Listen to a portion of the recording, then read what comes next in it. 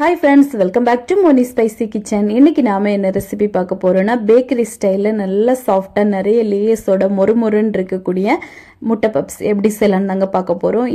இந்த பப்ஸ் பார்த்துட்டீங்கன்னா நல்ல மொறுமொறுன்னு சூப்பரா இருக்கும். இதோட ஷீட்டும் நம்மளே ரொம்ப ஈஸியா வீட்ல வந்து ரெடி பண்ணி எடுத்துக்கலாம். இந்த ஷீட் வந்து நீங்க ரெடி பண்ணி வச்சிட்டீங்க அப்படின்னா ஃப்ரிட்ஜ்ல வந்து 1 month வரைக்கும் ஸ்டோரேஜ் பண்ணலாம்.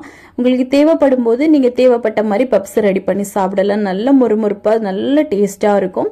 சரி வாங்க இது எப்படி செய்யலாம் அப்படிங்கறத இப்ப நம்ம டீடைலா பார்த்துடலாம். அதுக்கு முன்னாடி நம்ம சேனலுக்கு இப்பதான் ஃபர்ஸ்ட் டைமா வரீங்கன்னா மறக்காம சப்ஸ்கிரைப் பண்ணிருங்க. அப்படியே கூட இருக்கக்கூடிய பெல் பட்டனையும் பிரஸ் பண்ணுங்க. அப்பதான் நான் போடக்கூடிய நியூ வீடியோஸ் உங்களுக்கு நோட்டிபிகேஷனா வரும். மறக்காம லைக் பண்ணுங்க, ஷேர் பண்ணுங்க. இப்ப வாங்க வீடியோக்குள்ள போய் இது எப்படி செய்யலாம் அப்படிங்கறத நம்ம டீடைலா பார்த்துடலாம். ஃபர்ஸ்ட் இது பண்றதுக்காக ஒரு பவுல்ல சரியா 50 கிராம் அளவுக்கு நான் வந்து பட்டர் எடுத்திருக்கேன். நம்ம பட்டர் சேர்த்து இந்த ஷீட் ரெடி பண்ணோம் அப்படின்னா தான் அது வந்து நல்ல சூப்பரா நல்ல ஃப்ளஃபியா நிறைய லேயர்ஸோட நம்மளுக்கு வந்து கிடைக்கும். நல்ல ஒரு டேஸ்டும் கொடுக்கும், ரொம்ப ஹெல்த்தியானதும் கூட. இதுவே உங்ககிட்ட பட்டர் இல்லை அப்படின்னா நீங்க இதுக்கு பதிலாக வனஸ்பதி அதாவது டால்டா கூட யூஸ் பண்ணிக்கலாம். 50 கிராம் அளவு.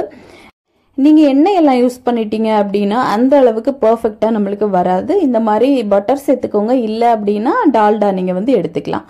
இப்ப இதுல வந்து ஒரு 3/4 பாகம் நம்ம நல்லா பீட் பண்ணிட்டு எடுத்து மாத்தி வச்சுட்டு ஒரு 1/4 பாகம் அளவு அதாவது ஒரு 10 கிராம் மட்டும் நம்ம பட்டர் வந்து அந்த பவுல்ல சேர்த்துட்டு இது கூட ஒரு 2 கப் அளவுக்கு மைதா மாவு எடுத்திருக்கேன். 250 கிராம் அளவு கப்பு. இது கூட தேவையான அளவுக்கு உப்பு போட்டுக்கலாம், ஒரு 1/2 டேபிள் ஸ்பூன் போல போட்டுட்டு இப்ப இந்த பட்டர் சேர்த்து நல்லா வந்து மிக்ஸ் பண்ணி எடுங்க. இது வந்து பாத்துட்டீங்கன்னா புட்டு மாவு பதத்துக்கு இருக்கணும். நம்ம கை வச்சு பிடிக்கும் போது அந்த ஷேப் வந்து அப்படியே இருக்கணும். அது வரைக்கும் நல்லா வந்து நம்ம வந்து இந்த மாதிரி பிசைஞ்சு கொடுத்துக்கலாம். ஒரு 2 நிமிஷம் நீங்க இந்த மாதிரி பிசைஞ்சிட்டீங்க அப்படின்னாலே நல்ல அந்த ஒரு ஷேப் நம்மளுக்கு கிடைக்கும். பாருங்க இந்த மாதிரி மாவு வந்து ஃபர்ஸ்ட் நம்ம ரெடி பண்ணி எடுத்துக்கணும். இது வந்து ரொம்ப முக்கியம். பாருங்க இப்ப மாவு ரெடி பண்ணி எடுத்துட்டோம். இனிமே தண்ணி விட வேண்டியதான். தண்ணியும் பாத்தீங்கன்னா கரெக்ட் வந்து அளவு நம்மளுக்கு கரெக்டா இருக்கணும்.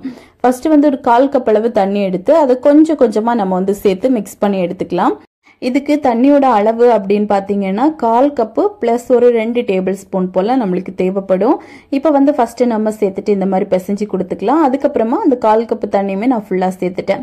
சேர்த்துட்டு இப்போவும் நல்லா வந்து கை வச்சு இந்த மாதிரி பிசைஞ்சு கொடுத்துக்கோங்க. அதுக்கப்புறமா மறுபடியும் ஒரு 1/4 கப்பு தண்ணி நம்ம எடுத்துட்டு கொஞ்சம் கொஞ்சமா சேர்த்துக்கலாம். மொத்தமா பாத்தீங்கன்னா நம்மளுக்கு 1/2 கப்பு தண்ணியும் தேவைப்படாது. அதை விட ஒரு டேபிள் ஸ்பூன் கம்மியா தான் நம்மளுக்கு தேவைப்படும். இப்ப நம்ம கொஞ்சம் கொஞ்சமா சேர்த்துதான் பிசைஞ்சு எடுக்கணும். இந்த டோ பாத்தீங்கன்னா செமி சாஃப்ட் டோ மாதிரி இருக்கணும். ரொம்ப திக்காவும் இருக்கக்கூடாது, அதே சமயம் ரொம்ப வந்து சாஃப்டாவும் இருக்கக்கூடாது. நம்மளுக்கு கரெக்டான ஒரு பக்குவம் வரணும்.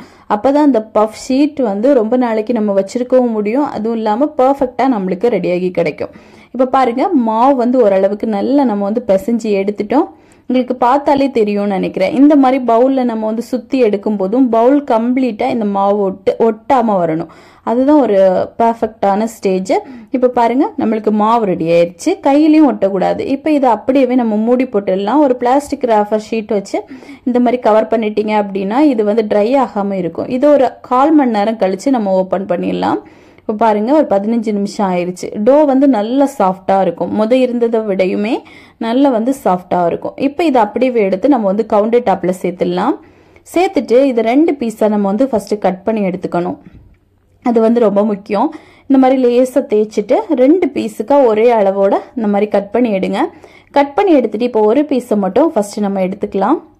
பாருங்க இந்த மாதிரி ஒரு பீஸ் மட்டும் தனியா கவுண்டர் டாப்ல போட்டுட்டு இதை வந்து நல்ல சப்பாத்திக்கு நம்ம மாவு உருட்டி தேய்ப்போம்ல அதே மாதிரி தேய்ச்சி எடுக்கணும். எந்த அளவுக்கு தேய்க்கணுமோ எந்த அளவுக்கு தேய்க்க முடியுமோ அந்த அளவு நல்லா தேய்ச்சி எடுங்க. பாருங்க இந்த தின்னஸ் இருக்கணும். இப்ப இதுல நம்ம பட்டர் ஆல்ரெடி எடுத்து வச்சிருந்தோம்ல அதுல பகுதி அளவு பட்டரை நம்ம வந்து இப்ப எடுத்துக்கலாம். ஒரு 20 கிராம் அளவு பகுதி அளவு பட்டர் எடுத்துட்டு இதை வந்து இந்த சப்பாத்தி மாதிரி தேய்ச்சி வச்சிருந்தோம்ல அதுக்கு மேல நல்லா ஸ்ப்ரெட் பண்ணி விட்டுருங்க. எல்லா இடத்துலயும் படணும். அந்த அளவுக்கு நல்லா வந்து நம்ம ஸ்ப்ரெட் பண்ணி விடணும். பாருங்க இந்த மாதிரி எல்லா இடத்துலயும் படும்படியா நல்லா இந்த மாதிரி தேய்ச்சி விடுங்க. இப்போ தேய்ச்சிட்டோம். இனிமே இதை வந்து நம்ம க்ளோஸ் பண்ணிடலாம். ஃபர்ஸ்ட் இந்த மாதிரி மடக்கி வைங்க. அதுக்கப்புறமா மடக்கின ஷீட்டுக்கு மேல மறுபடியும் மடிச்சு வைங்க. அப்புறமா இந்த மாதிரி இதே மாதிரி தான் நம்ம பண்ணணும். இதுல வந்து மொத்தமா ஒரு 9 லேயர்ஸ் கிட்ட நம்மளுக்கு வந்து ரெடியாகி கிடைக்கும். ஓகே, இப்போ இதே மாதிரி நெக்ஸ்ட் இன்னொரு டோ வச்சுருக்கோம்ல, அதையும் நம்ம வந்து ரெடி பண்ணி எடுத்துக்கலாம். இப்போ ஃபர்ஸ்ட் உள்ளது, அதுக்கப்புறமா ரெண்டாவதும் இதே மாதிரி நான் ரெடி பண்ணி எடுத்துட்டேன். இப்போ இதை இதுக்கு மேலே இந்த மாதிரி வச்சுட்டு அதே மாதிரி ஒரு பிளாஸ்டிக் ராஃபர் வச்சு நல்லா மூடி வச்சுட்டு நம்ம வந்து இதை ஃப்ரிட்ஜில் வைக்க போகிறோம். ஃப்ரிட்ஜில் ஒரு 1/4 மணி நேரம் வச்சு எடுக்க போகிறோம். ஃப்ரீசரில் வைங்க, ஃப்ரிட்ஜில் வைக்க வேண்டாம், ஃப்ரீசரில் தான் வைக்கணும். ஒரு 1/4 மணி நேரம் நம்ம செட் பண்ணி எடுத்துட்டோம் அப்படின்னா இது கொஞ்சம் நல்ல ஒரு திக்னஸாக இருக்கும். அந்த பட்டர் எல்லாம் பார்த்தீங்கன்னா நல்ல மெல்ட் ஆகிருக்கக்கூடியது கொஞ்சம் கெட்டியாகும். அது வரைக்கும் நம்ம இதை வந்து ஃப்ரீசரில் வச்சு எடுக்கணும். இப்போ பாருங்க, ஒரு 1/4 மணி நேரம் ஆயிடுச்சு, நல்லா வந்து செட் ஆயிருக்கு நம்மளுக்கு. இப்போ இதை வந்து ஓப்பன் பண்ணிடலாம். ஓப்பன் பண்ணிட்டு இதை மறுபடியும் நம்ம வந்து தேய்ச்சி எடுக்க போகிறோம். கொஞ்சமாக இனிமேல் மாவு தூவிக்கோங்க. இந்த மாதிரி மாவு தூவிட்டு நம்ம வந்து இப்போ இதை நல்லா தேய்ச்சி எடுக்க போகிறோம். இந்த மாதிரி நல்லா தேய்ச்சி எடுங்க. நல்லா தின்னா நம்ம வந்து தேய்ச்சி எடுக்கணும். இதில் வந்து இப்போவே கொஞ்சம் நிறைய லேயர்ஸ் வந்துருச்சு. இனிமேல் இந்த மாதிரி நம்ம தேய்ச்சி அடுத்ததான் நம்ம ரெடி பண்ணும்போது இன்னும் நிறைய லேயர்ஸ் வந்து நம்மளுக்கு கிடைக்கும். அதுக்காக தான் இப்போ நல்லா வந்து தேய்ச்சி எடுக்க போகிறோம். இது வந்து உங்களுக்கு ஃபர்ஸ்ட் ஃப்ரிட்ஜிலேருந்து எடுத்த உடனே கொஞ்சம் கெட்டியாக இருக்கிற மாதிரி இருந்துச்சு அப்படின்னா ஒரு 5 நிமிஷம் அப்படியே ஃப்ரீயாக விட்டுட்டு அதுக்கப்புறமா நீங்கள் தேய்ங்க, உங்களுக்கு ஈஸியாக வரும். இப்போ நல்லா நம்ம வந்து தேய்ச்சி எடுத்துட்டோம். இனிமேல் இதை வந்து திரும்பவும் மடிக்க போகிறோம். இது மடுக்கிறது பார்த்தீங்கன்னா ஃபர்ஸ்ட் இந்த மாதிரி மடிங்க, அதுக்கப்புறமா அதுக்கு மேலே மடிக்காமல் இதே மாதிரி சைடில் மடிச்சுட்டு அதுக்கப்புறமா 2 மேலே வச்சிடலாம். இந்த மாதிரி வச்சுக்கோங்க. வச்சுட்டு இப்போ மறுபடியும் இதையும் பார்த்தீங்கன்னா நம்ம பிளாஸ்டிக் ராஃபர் போட்டு ஃப்ரிட்ஜில் வந்து ஸ்டோர் பண்ணி வச்சுக்கலாம். இனிமேல் உங்களுக்கு எப்போ தேவையோ அப்போ நீங்கள் பஃப் செய்யும் போது மட்டும் இனிமேல் எடுத்தால் போதும். இப்போ இதை வந்து நம்ம அப்படியே ஃப்ரிட்ஜில் ஸ்டோர் பண்ணி வச்சுக்கலாம். இப்போ நான் வந்து இப்போ ரெடி பண்ணுறதுனால ஒரு 10 நிமிஷம் மட்டும் வச்சுட்டு அதை எடுக்க போகிறேன். அதுக்குள்ள இந்த முட்டை பப்ஸுக்கு தேவையான கிரேவி வந்து ஃபர்ஸ்ட் ரெடி பண்ணிக்கலாம். இது ஒரு சிம்பிளான கிரேவி, ஆனால் டேஸ்ட் வைஸ் ரொம்ப நல்லா இருக்கும். இதுக்காக ஒரு கடாயில் 2 டேபிள் ஸ்பூன் எண்ணெய் சேர்த்துட்டு 1/4 டீஸ்பூன் அளவுக்கு சீரகம், 1/4 டீஸ்பூன் அளவுக்கு சோம்பு, அது கூட 2 பெரிய வெங்காயம், அப்புறமா கொஞ்சமா ஒரு பச்சை மிளகாய், இஞ்சி பூண்டு விழுது ஒரு 1/4 டீஸ்பூன், அப்புறமா கருவேப்பிலை இது கூட சின்னதாக கட் பண்ணி சேருங்க. சேர்த்துட்டு இது எல்லாத்தையும் இப்போ நல்லா வந்து நம்ம மிக்ஸ் பண்ணி கொடுத்துக்கலாம். இந்த முட்டை பப்ஸை பொறுத்த வரையிலுமே நம்ம இதில் தக்காளி எதுவும் சேர்க்கக்கூடாது, வெங்காயம் மட்டும்தான் போட்டு வதக்கணும். நார்மலாகவே ஷாப்ல எல்லாம் அந்த மாதிரி தான் பண்ணுவாங்க. இப்போ இதில் தேவையான அளவுக்கு உப்பு போட்டுக்கலாம், 1/2 டீஸ்பூன் உப்பு, அப்புறமா 1/2 டேபிள் ஸ்பூன் அளவுக்கு காஷ்மீரி சில்லி நான் சேர்த்துருக்கேன். இது நல்ல ஒரு கலர் கொடுக்கும் அதுக்காக.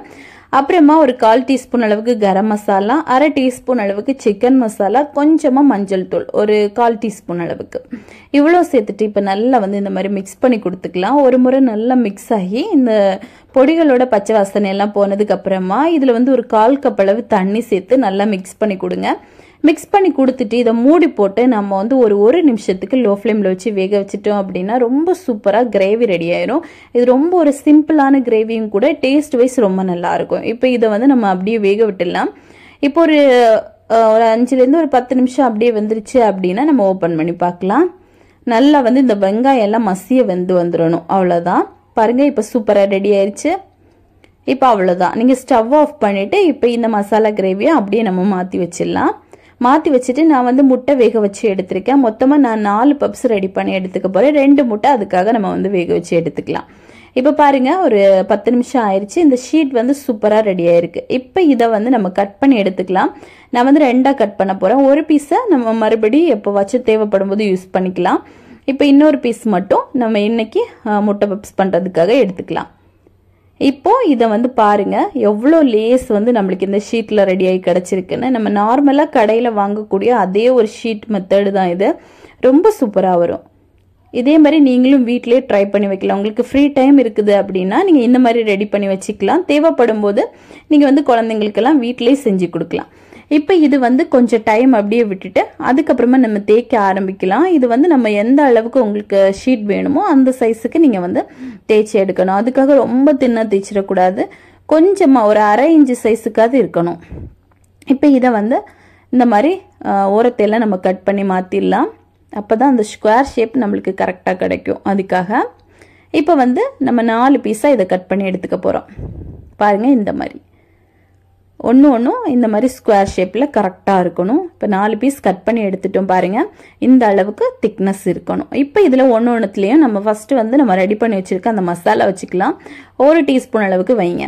வச்சுட்டு வேக வச்ச முட்டை இதை வந்து 2ஆக கட் பண்ணி எடுத்துட்டு இப்போது இந்த மாதிரி கவுத்து தான் வைக்கணும். இந்த மாதிரி தான் வைக்கணும். இப்படி இதே மாதிரி நம்ம 4த்துலேயுமே இப்போ வச்சிடலாம்.